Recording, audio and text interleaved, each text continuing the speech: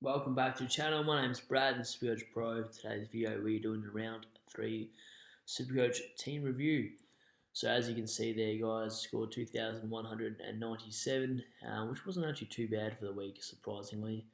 I actually thought it was going to be a ranking slide, but we actually went up 472 spots, now into 4,221 for the season. Only burnt 2 trades so far, and have not used a trade boost, which is nice. Team value's gone up, and I'm hoping that gets to 11 million by next week for sure. Won 4 head-to-head league matchups there, and won my draft as well. It is midnight as I'm recording, so do apologise for the late one. I'm on afternoon shift. I tried to do a video last night, did 6 takes, and just could not get it right. You just have those moments. You really do. Get stuck in the side. Straight off the bat, just into back line there. Jaden Short 110, just super consistent this season. And obviously because of who he's not there, he's the man that takes all the kick out duties. So yeah, fantastic from him, 110. Jack Crisp. What do we do? I did say hold on to your primos. Yep.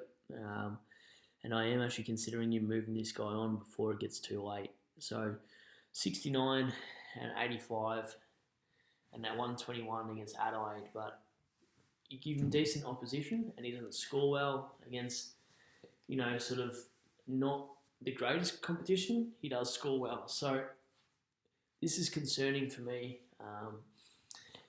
It's really hard. 3 game sample size isn't great. 36% of the competition have him. Break even 115, plays West Coast. It's probably one of those things, you get rid of him, he plays well against West Coast, gets you a 120, but then next week against Brisbane Essendon probably does horrible. So I'm a bit on the fence with this one. I'm very tempted, honestly, to trade him out to Jake Lloyd or Doherty or even Jack Sinclair. Seriously, I'm just about done with him for good reason. He's actually a better point scorer as a halfback flanker rather than a midfielder. He barely wins a centre clearance. Go watch tape. I'm just super frustrated at this pick, and the only reason I started him was because Jake Lloyd actually wasn't playing round 1. So I hate you, Crisp. And Luke Ryan, this is really killing me too. I was going to start Stewart, didn't do that obviously because, as I've said in previous videos, we know why I didn't start Stewart.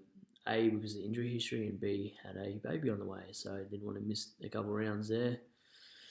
And look, Luke Ryan, 70, 156. I just feel like you're seeing his floor and then his ceiling, but no in between.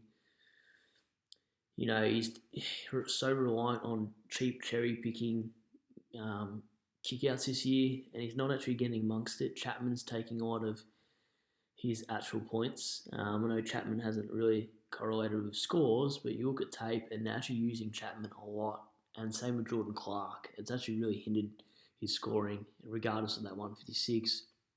He's averaging 100, not a problem. But from here on out, I just don't think he averages that, not even close. I'm willing to take the risk on giving him the flick too, both of them, to be honest. You'll see why in a second. I just think he's a bad pod. There's another YouTuber, I forget his name, so I do apologise. And he's got the same problem with Luke Ryan as well. And he's thinking about getting rid of him. So it is interesting when you see other YouTubers thinking the same thing. You think, all right, it's not just me being trigger happy here. George Hewitt, excellent pickup, mate. A 111 start of the season. This bloke, you just could not when you watch the preseason. Whitfield out for Bowie was perfect. Whitfield only scored 96.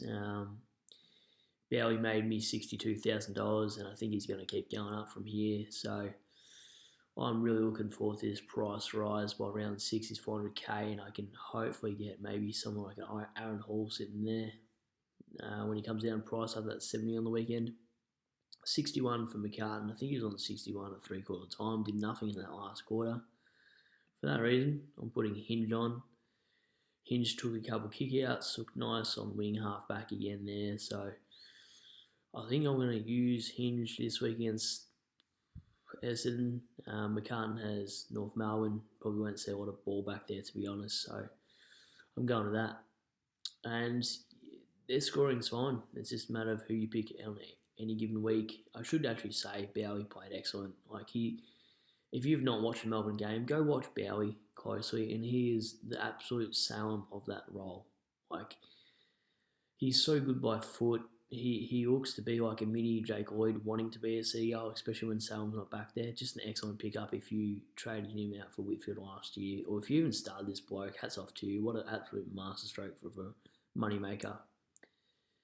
And DeConning back from concussion protocol, that's great to see him back out in the field because we don't want our players concussed, especially long term, not good for them. A 50 is probably what you expect from DeConning. McRae, this is pretty Bevo standard stuff we can probably get used to by now. Played him on the wing there. Had a 50-minute penalty or something like that and did nothing in the last quarter. So you don't really see that often from Jackson. I think he'll bounce back against Tigers. We don't got a midfield at the moment. We never really have, even in premiership years, to be honest. There's only Dusty and Prestia that really do a lot of damage through there, and the rest are just role players, so they'll probably absolutely tear us apart. If you've got English even, he could be a sneaky BC, even Dunkley. Any of these blokes could be the sneaky BC or C, regarding on if you've got a wee pole there, just depending who it is. Anyway, Miller, double tagged from Lockie Aish and De Boer there. I actually thought Miller was untaggable until then, so expecting him to bounce back. Who they got? They got Carlton. Surely Carlton don't tag today. And Lockie Neal. Look, he played on one leg. I'm surprised he didn't get subbed out. Hurt himself early. And to have 12 disposals in that last quarter and still make 105, I'll actually take that. Not too fast, considering not a lot of captains went well this week anyway. Brought Paddy Crips in from McGovern by DPP, obviously, which allowed me to have no swing through midfield and forward, which is not great. But a guy who I think at 450k, who's going to be a top 8 midfielder, I'll take any day of the week to lose my DPP swing. Matty Rao, 103, very much like Jack Steele. If he doesn't get points from accumulating ball, it's just going to be from the tackle numbers alone. So happy 103 for a guy we paid stuff all for. I'll take that. And Jared Berry, a lot of people flicked him across, and he made about 30k this week and scored 83. So points on field is actually not bad. Probably a little bit under the sort of Jai Caldwell pick, but I'm happy with Berry. And Horn Francis 67 there against Brizzy midfield. Kind of expect that, considering the ball's just going over his head into their forward line every 5 seconds. Dacos 91, bounced back there. Glad I didn't field Stevenson. Just thought the matchups for Stevenson against the Bulldogs weren't great, and I thought Dacos would probably see a bit of the ball back there against the Cats. So sort of just lucky guess. And Warden McDonald, just non-fieldable options, to be honest. If you're running one of these guys at M8, that would not be a fun time. Grundy and English, probably the 1-2 combo for the year, you'd say. Maybe Wits you could argue with there. But I just think I didn't want to muck around rucks this year. Started them both there, so I wouldn't have to do any swapping and changing. And hopefully you listened to my video previously and you actually held on to Steele and Gawn. And Dunkley 129 there. I did skip over Grundy's score because he just gives away stupid free kicks a lot of the time. So I do expect him to bounce back. And Tim English, I probably didn't see a 150 coming from this bloke, but he just does everything around the ground.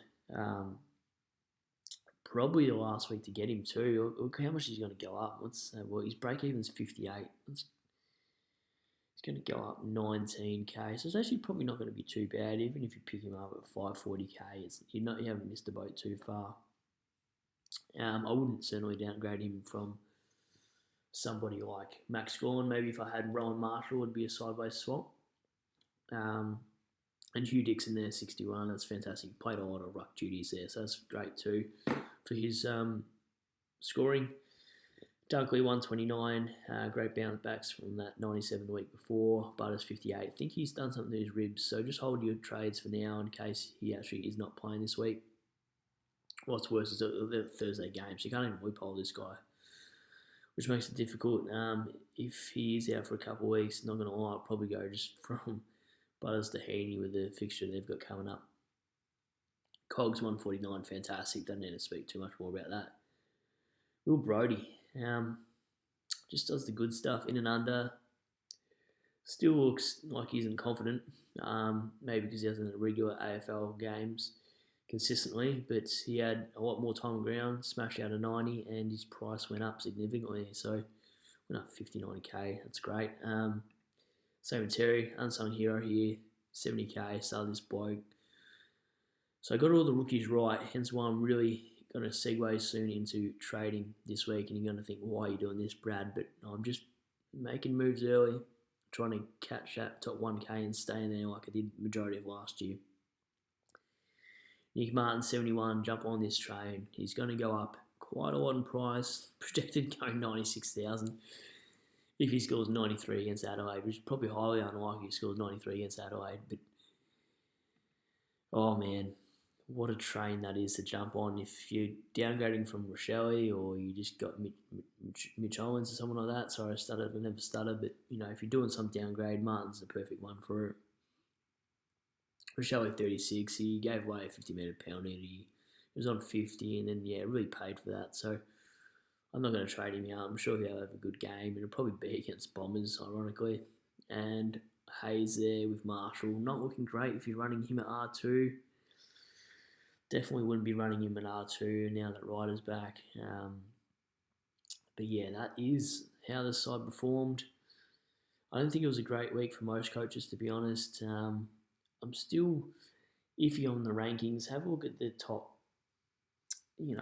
handful there anyway. And they will fall out purely based on the cash generation and just who they've actually started. Some of it's a bit it's funny. This time of year, sides will win weekly prize of the total score, but they'll actually have a really bad side. And it's only because their side is an absolute pod side that they went off, that no one ever picked those players, and they just happened to pick players that are irrelevant, but irrelevant for the week, if that makes sense. Excuse me, bad timing for a cough. So just getting into the trades, I'm actually thinking of two things here. I don't normally do my trade preview until the Wednesday preview video of round 4. But Crisp and Ryan are on the chopping block for me, and I think you only do this on 2 occasions. You've nailed all the rookies at the start of the season, and you haven't had to bring anyone, or you're not having to chase a Nick Martin or anyone else. And B, you've only used 2 trades. If you've used 4 or 5 trades and you're down to 30 or 31 trades, I probably wouldn't be doing this. But considering I've only wasted 2 so far, and it was for a Bailey play and Crips, I feel like I'm not really losing out.